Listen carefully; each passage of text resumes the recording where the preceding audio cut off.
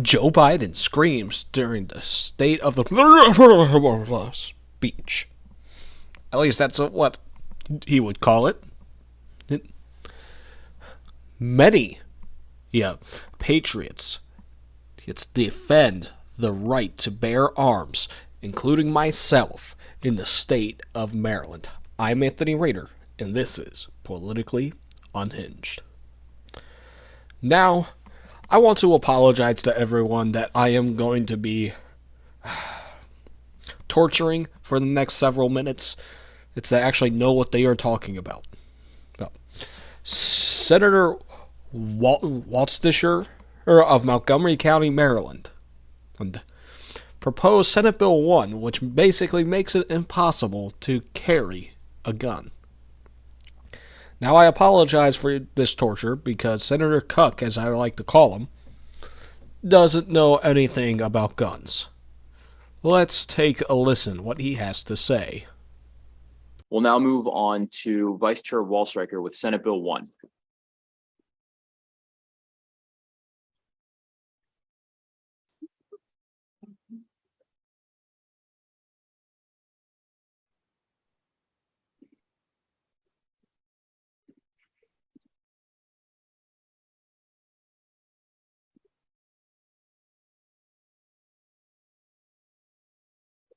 Thank you, Mr. Chairman, members of the committee. If I could have my first panel join me up here this afternoon.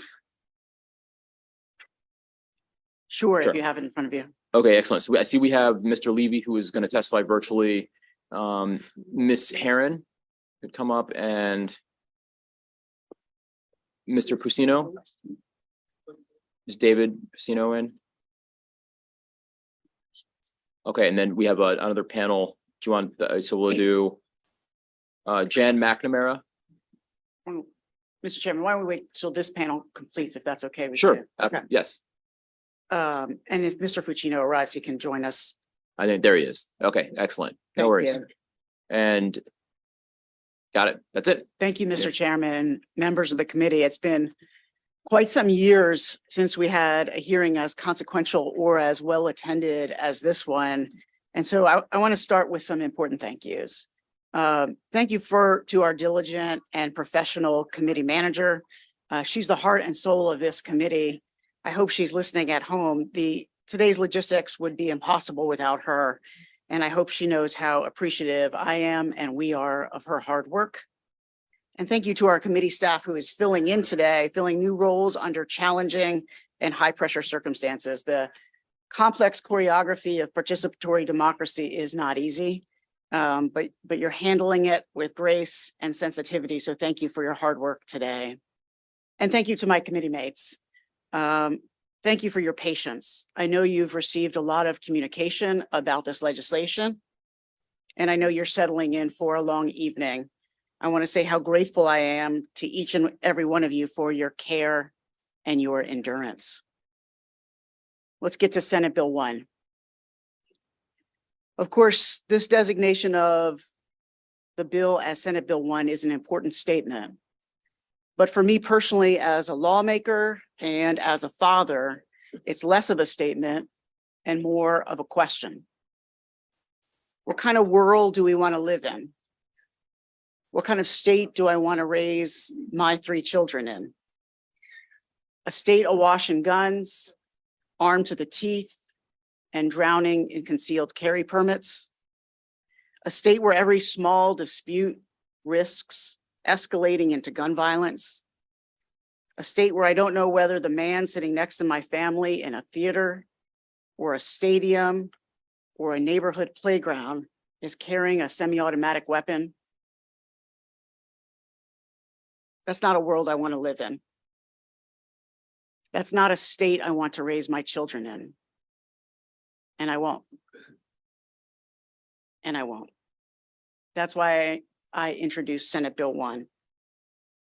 Today, we're going to be working off the draft reprint of the bill. I provided each of you with a hard copy of the draft reprint. If you prefer to view it electronically, it is on your floor system. It is submitted under my name as testimony, so you should see it there. As reprinted, Senate Bill 1 does three primary things. First, it provides the right of private property owners to allow or disallow firearms on their private property. Private property owners can provide permission on a guest-by-guest basis or provide broad permission to the public generally. Second, it disallows firearms in highly sensitive places that are widely accepted under constitutional precedent and historical norms. This includes preschools, courthouses, sports stadiums, hospitals, and libraries. Third, it provides increased specificity for already existing licensing requirements to ensure that applicants who have a propensity for violence, are a danger to themselves or others, are addicted to drugs or alcohol, or who are mentally ill cannot receive a license. That's what the bill does. Here's what the bill does not do. It does not affect our police officers, sheriffs, or military service members. Their carve-out was accidentally left out in the original draft due to a technical error. The carve-out is returned in the draft reprint that is in front of you. It does not disallow guns at places of public accommodation, as you saw in the original draft. We've worked closely with noted historians and constitutional scholars to craft a more concise, narrowly tailored bill. The draft reprint jettisons the phrase place of public accommodation and instead clearly enumerates the historically sensitive places where guns have traditionally been disallowed. Senators, the consequence of inaction is dangerous. As we heard during our committee briefing on the Bruin case, and thank you to the chair for holding that, our state police traditionally license about 13,000 folks per year. Since Bruin, there have been more than 80,000 applications. That's astounding. And as we learn from the nonpartisan folks at Johns Hopkins, research clearly shows that dramatically more guns in the stream of commerce means more stolen guns, more lost guns, more guns used for suicides in our community, and more guns finding their way to criminals on our streets. Bruin does not require inaction. In fact, Bruin explicitly allows it. In 2008, the Supreme Court issued a now famous case called Heller. Second Amendment absolutists praised the ruling, saying it allowed guns everywhere. In 15 years of litigation since, however, Heller has proved to be a critical tool in the fight to crack down on gun violence, allowing states like ours to eliminate bump stocks, high-capacity magazines, and weapons of war. Like Heller, Bruin is also an opportunity to increase public safety. It allows private property owners to control their private property. It allows governments to protect historically sensitive places. And it allows the police to deny licenses to dangerous people who should never have access to guns. We have a choice. If you believe that anyone should have any gun, anywhere, at any time, then I imagine you'll be voting no on this bill. But if you're like me and have kids, if you're like me and want them to live safely, if you're like me and believe you have the right to determine who brings guns into your house or your place of business, if you're like me and want to go to a concert or a Ravens game or a children's playground and know that the guy sitting next to you is not carrying an automatic weapon, if you're like me and believe that every amendment must be tempered by historical norms and basic common sense, I hope you'll join me in voting for the Gun Safety Act of 2023. Thank you, Mr. Chairman. Thank you, Kyle. As you can see, he knows nothing. He knows nothing. Like, he's just going to go like, oh, my feelings, I don't want to hear. Look, stop being a bitch, all right?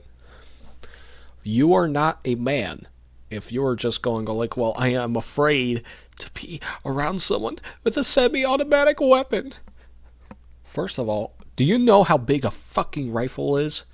You will be able to see it. Like, you're not going to be all like, oh, he's concealed carrying that rifle.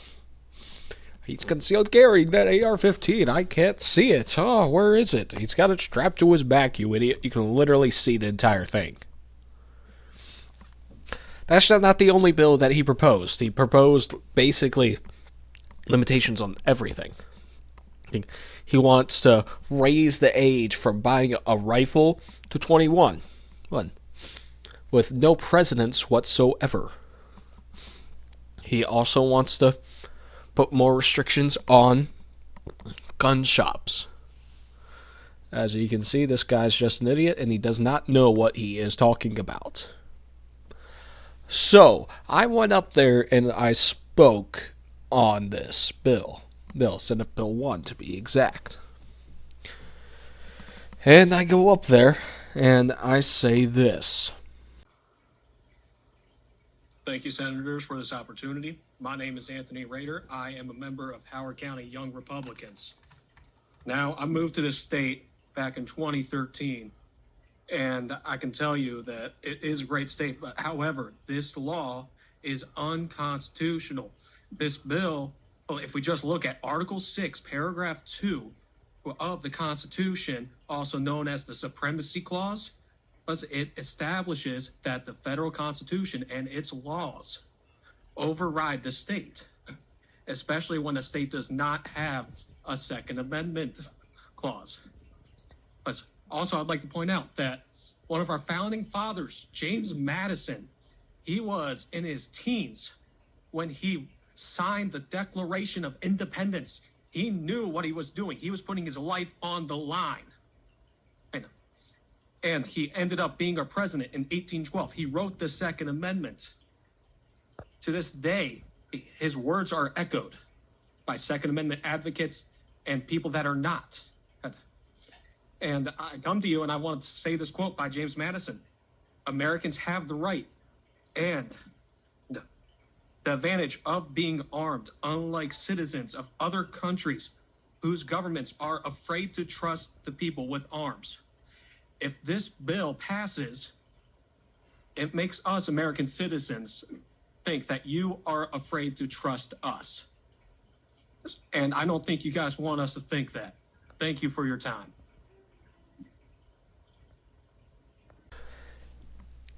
Yeah, that's what I said. And like, here's the thing. That idiot, he walked out when I got up to the podium. He walked out during the presentation of his own bill, where people were testifying against it. Granted, look, you might have to go use the bathroom or something, but like, that entire time, he did not have good decorum. He was twiddling his thumbs. He was not listening to people. He was just all about his feelings, and he didn't want them to get hurt. He's just I don't want my feelings to get hurt.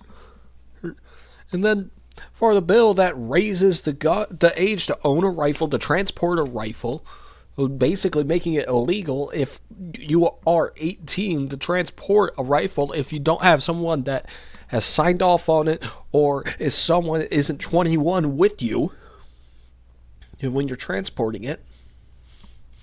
It's like, really? The 4-Hers came up there and they spoke. And this entire time he's just flipping through his packet going like, is that actually in my bill? It irritates me. Like, I did this last night on February 7th, and it irritates me that like someone is that dense that they do not know what's in their own bill. Like, how do you not know any of this? You said think of these bills as a package, but like, how are you able to think about it if you do not know what's in it? If you do not know what's in your own bill, maybe you shouldn't be presenting it. And like, here's the thing.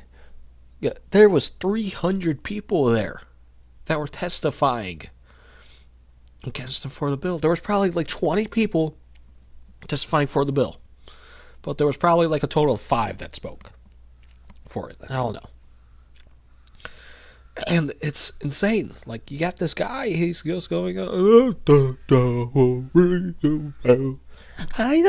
I feel like I gotta talk like this, because I am not actually a man. And I procreated somehow with 3 times with someone. It's insane. Like, are we seriously going up there and like, we're trying to be, these people are supposed to be working for us, and they're supposed to have an actual grasp on the Constitution, and this guy does not understand that is not in limitation. They kept on saying, like, oh, it's within Bruin and Haskins. First of all, it is not. Not. The Supreme Court ruled several months ago that you cannot be limiting stuff like this. When they shot down the bill in New York, where it's just like, oh yeah, shall issue. No. The Supreme Court basically said, no, shut up.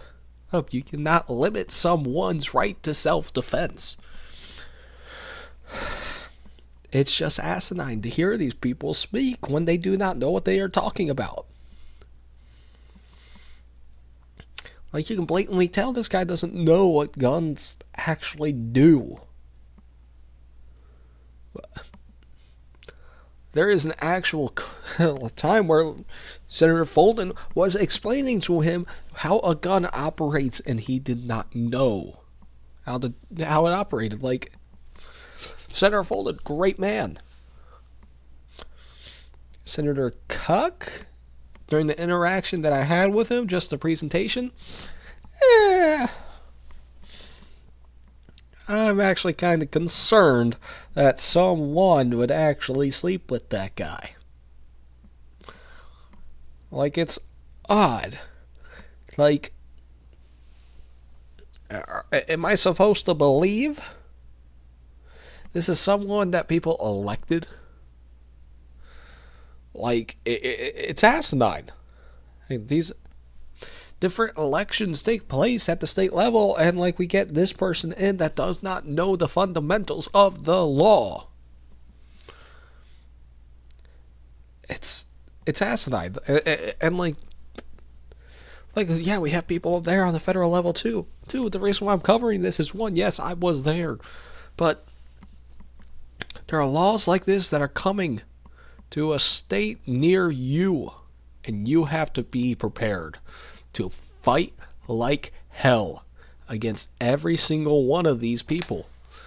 And like, that's just the beginning of it, because it's a matter of time till we have stuff like this in Congress at the federal level.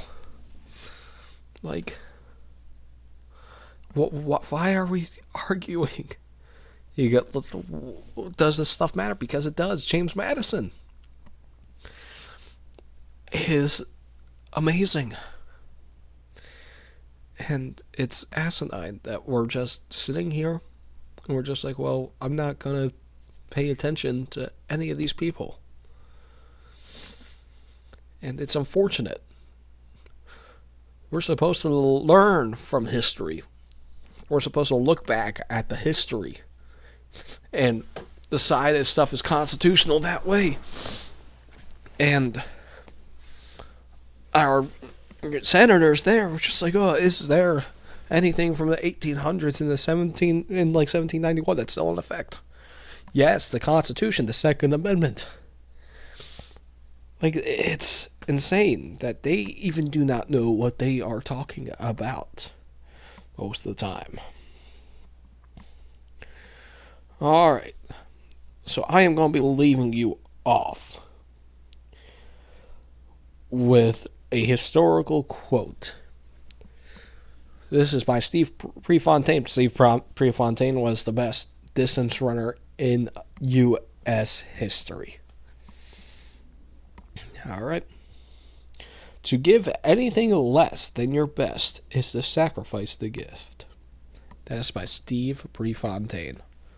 Thank you, and God bless.